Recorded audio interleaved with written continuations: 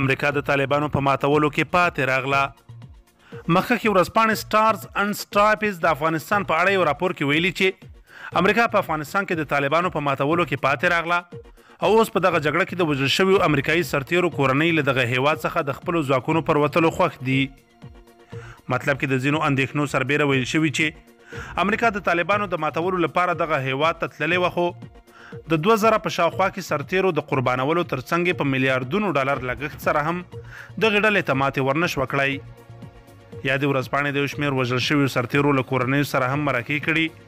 او هغوی ورته ویلي دوی ځکه د امریکایي سرتیرو پر ستنولو خوښ دي چې نه غواړي نور امریکایان هم د دوی په څیر د خپلو اولادونو، ورونو او پلرونو په ویر کینی. د ورځپاڼې په باور دا هغه څه دي چې ډیری امریکایان په اړه پوښتنه لري، خو دولت ورته تر اوسه هیڅ راز معقول ځواب نه دی ورکړی. امریکایي ولسمشر جو بایډن 13 میاشت اعلان وکړ چې د روان کال د سپټمبر میاشتې تر 11 نیټې پورې به ټول سرتیري له افغانستان څخه وباسي او په دې سره به یاد هیواد کې خپل 20 کلن حضور پای ته ورسوي.